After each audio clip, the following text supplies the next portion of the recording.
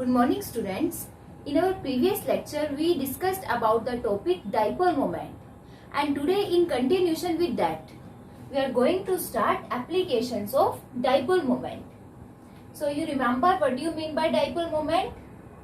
Dipole moment, it is represented by the symbol mu, and dipole moment is the product of charge present over the covalently bonded atoms and internuclear distance between two covalently bonded atoms.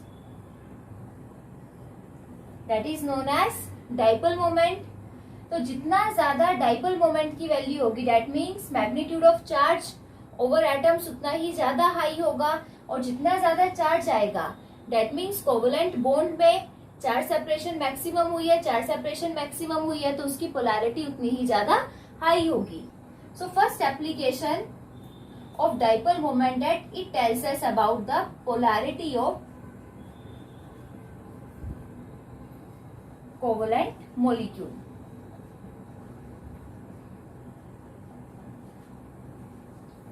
Polarity of covalent molecule is directly proportional to dipole moment. ठीक है, जितनी ज्यादा dipole moment की value होगी उतना ही ज्यादा charge separation आएगा, जितना ज्यादा चार्ज सेपरेशन आएगा दैट मीन्स कोवलेंट मॉलिक्यूल में पोलर कैरेक्टर उतना ही ज्यादा हाई है. पोलर कोवलेंट बॉन्ड हमें पता है, if a covalent bond is formed between the two atoms having different electronegativity value then the bond formed is known as polar covalent bond. Clear है ये? Second, it tells us about the percentage of ionic character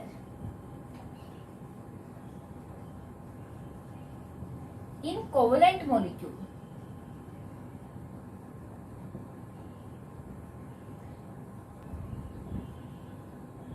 अब polar covalent bond के case में charge separation maximum आएगा if a bond is formed between two atoms having different electronegativity value. Then the atom with low electronegative carry delta positive charge and the element with high electronegative value carry delta negative charge. तो जितनी ज्यादा charge separation होगी polarity maximum होगी तो percentage of ionic character उतना ही ज्यादा high होगा. So percentage of ionic character is also directly proportional to the value of dipole moment.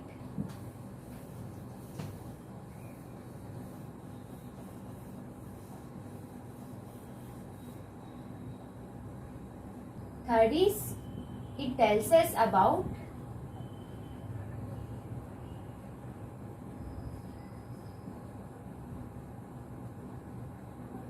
symmetry of a molecule.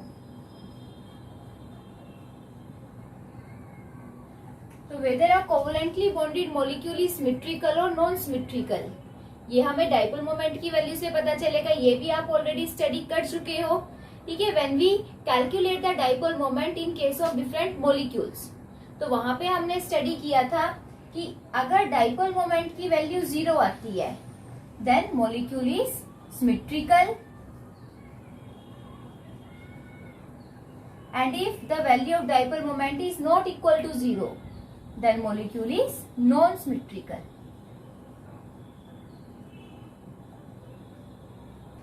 Is it clear?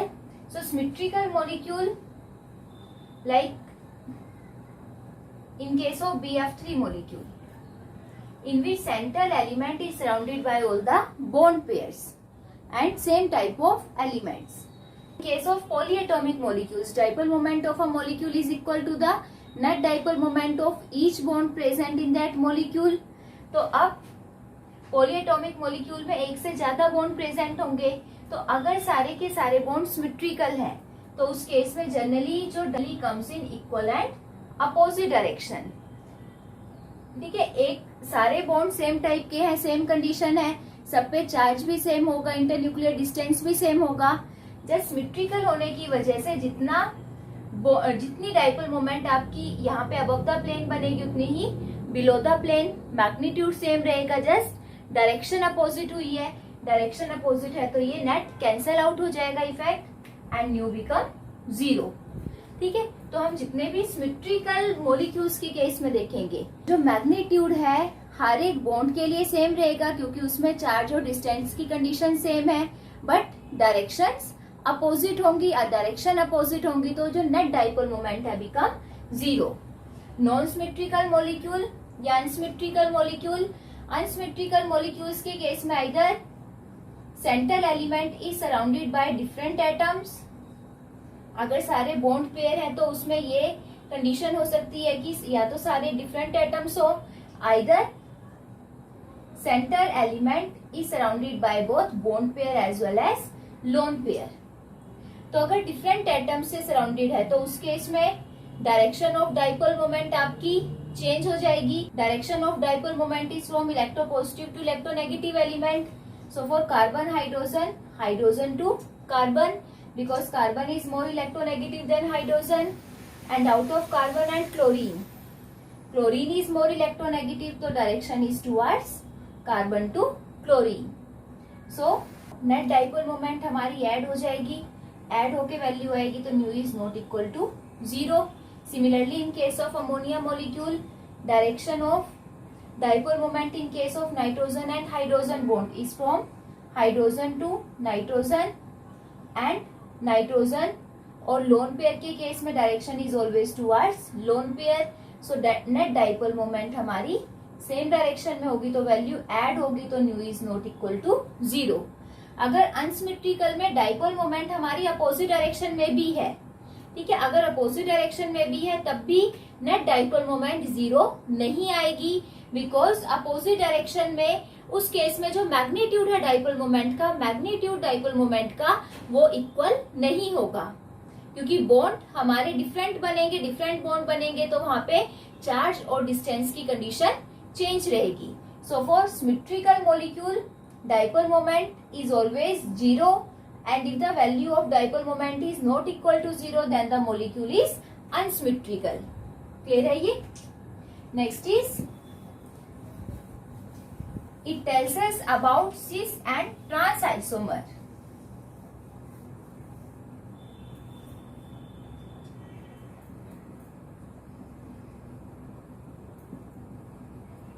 अब ये हम organic में देखते हैं, ठीक है. सिस एंड ट्रांस आइसोमर्स ये बेसिकली ज्योमेट्रिकल आइसोमर्स के टाइप है. आइसोमर्स क्या होगा? Isomers having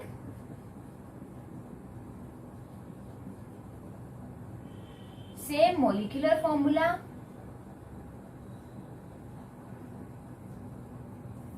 but different arrangement of atoms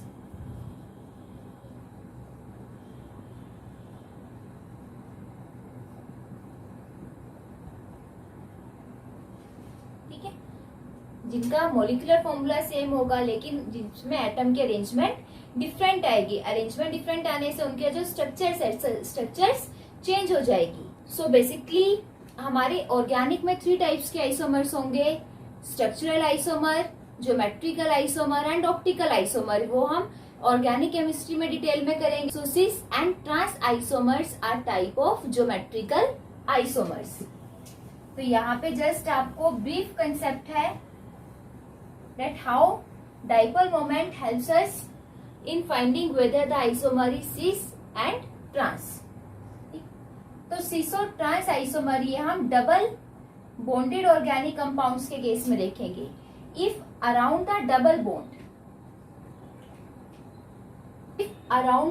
bonded carbon same type of elements are present in same direction, ठीक है. डबल बॉन्डेड कार्बन के दोनों तरफ जो सेम एलिमेंट्स हैं अगर वो सेम डायरेक्शन में प्रेजेंट है then the isomer is known as cis isomer.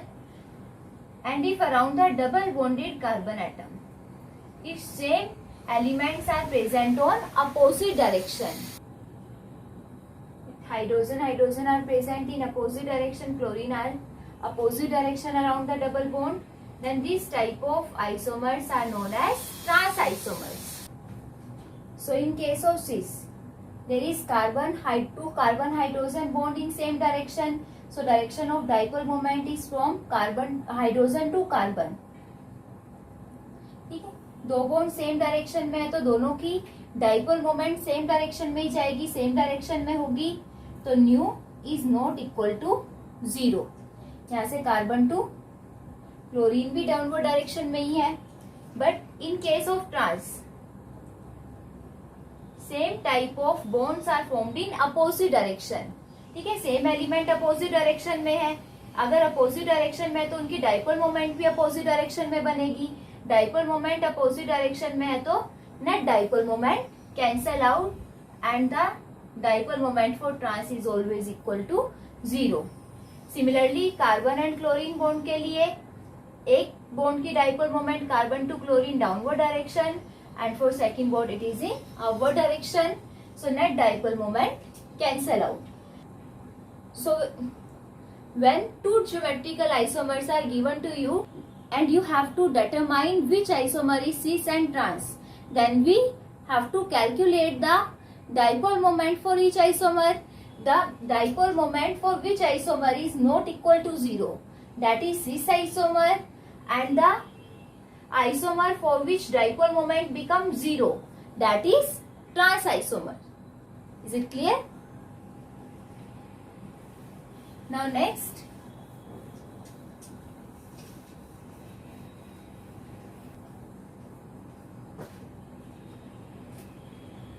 it helps us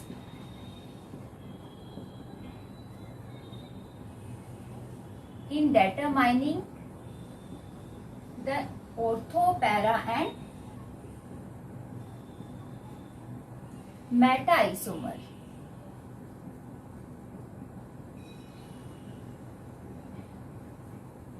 ortho, para और मेटा आइसोमर आपके अब आएंगे इन case of aromatic compounds. Aromatic compounds which contain benzene ring.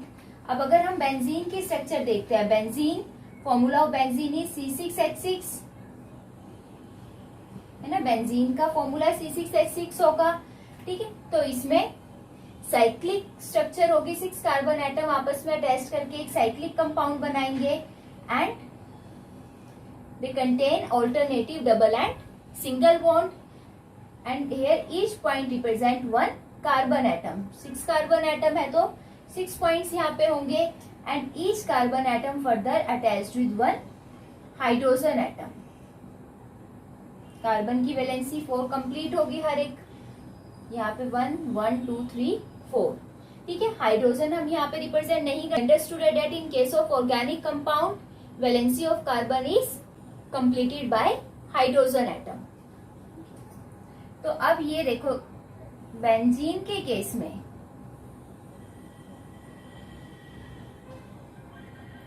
All the 6 position remain same. तो जब हम एक hydrogen की substitution करेंगे, ठीक है, जब बेंजीन में मोनो सब्स्टिट्यूशन होगी, mono substitution now all the 6 positions are same, तो मोनो सब्स्टिट्यूशन आपकी किसी भी पोजीशन पे हो सकती है, like when chlorine is hydrogen is substituted by chlorine. तो इधर आप फर्स्ट कार्बन से सब्स्टिट्यूट करो, सेकंड से, थर्ड से, फोर्थ से, 5 से, 6 से, वो रिमेन सेम। बट जब डाई सब्स्टिट्यूशन होगी, अब एक क्लोरीन जब आपने सब्स्टिट्यूट कर दिया, अब इस क्लोरीन के सराउंडिंग जो इन्वायरमेंट है वो चेंज हो गया है। अब इसके इधर अगर आप सब्स्टिट्यूट करते हो तो प्रॉपर्टी चेंज होगी, इसकी रिस्पेक्ट में सेकंड पोजीशन पे अगर हम सब्स्टिट्यूशन करते हैं तब प्रॉपर्टी चेंज होगी। Now in case of di substitution, अब जहां पे मोनो सब्स्टिट्यूशन हुई, अगर हम उस कार्बन को फर्स्ट पोजीशन असाइन करते हैं, उसके corresponding carbon second, then third, then fourth, ऐसे ही इस साइड से यहाँ पे सेकंड है तो ये पोजीशन इसके कॉरस्पॉन्डिंग सेम ही है, ये भी second carbon, then third, fourth. ठीक है, तो अब डाई सब्स्टिट्यूशन फर्स्ट और सेकंड कार्बन पे हुई है, फर्स्ट और थर्ड पे हुई है और फर्स्ट और फोर्थ पे हुई है। According to that isomer are of 3 type. अगर फर्स्ट सेकंड पे सब्स्टिट्यूशन हुई है then isomer is known as ortho isomer, simply O से रिप्रेजेंट करेंगे। फर्स्ट थर्ड पे सब्स्टिट्यूशन हुई है then it is named as meta isomer. First और फोर्थ पोजीशन पे अगर सब्स्टिट्यूशन हुई है then it is named as para isomer. Is it clear? For example,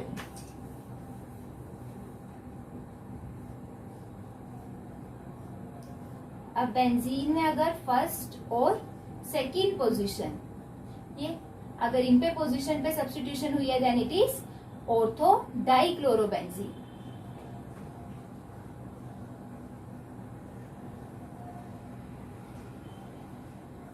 If two chlorine atom are substituted at first and third position, then it is meta dichlorobenzene. And if two chlorine atoms are substituted at first and fourth position, then it is named as para dichlorobenzene. ठीक है, अब अगर हम यहाँ पे dipole moment देखते हैं, bond is formed between carbon and chlorine, so electronegativity chlorine की ज्यादा, direction of dipole moment is from carbon to chlorine, हर एक केस में कार्बन टू क्लोरीन। अब ऑर्थो के केस में both the bonds are at adjacent position, adjacent position पे है तो डाइपोल मोमेंट की डायरेक्शन सेम डायरेक्शन में होगी, सेम डायरेक्शन में होगी तो नेट डाइपोल मोमेंट कुछ ना कुछ ऐड होगी, so mu is not equal to 0। Para के केस में जो डाई सब्स्टिट्यूशन हुई है, di substitution are at opposite direction, एक फर्स्ट कार्बन पे सब्स्टिट्यूट हुआ क्लोरीन एटम और सेकेंड फोर्थ कार्बन पे, अपोजिट डायरेक्शन में है तो डाइपोल मोमेंट उनकी अपोजिट डायरेक्शन में बनी है, बॉन्ड सेम है, बॉन्ड सेम है तो डाइपोल मोमेंट का मैग्नीट्यूड सेम होगा बट डायरेक्शन अपोजिट है, सो net dipole moment cancel out and it become 0।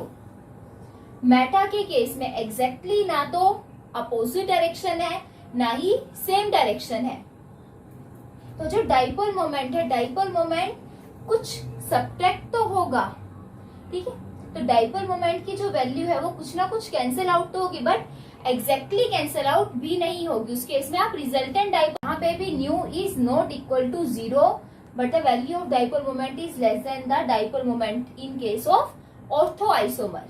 ठीक है, तो डाइपोल मोमेंट जिस आइसोमर का सबसे ज्यादा होगा that is ortho isomer, then meta और पैरा का 0।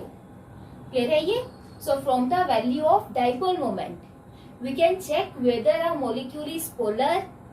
ठीक है, और जितनी ज्यादा डाइपोल मोमेंट होगी उतनी ज्यादा पोलैरिटी होगी, जितनी ज्यादा पोलैरिटी होगी सेकंड उसमें परसेंटेज आयनिक कैरेक्टर उतना ही ज्यादा हाई होगा, और परसेंटेज आयनिक कैरेक्टर और पोलैरिटी की वैल्यू से we can calculate its symmetry. If value of dipole moment is 0 then its structure become symmetrical, and if dipole moment is not equal to 0 then the shape of molecule become unsymmetrical. Is it clear? उसके बाद fourth application आ जाएगी, dipole moment helps us in predicting whether the molecule is cis और trans isomer.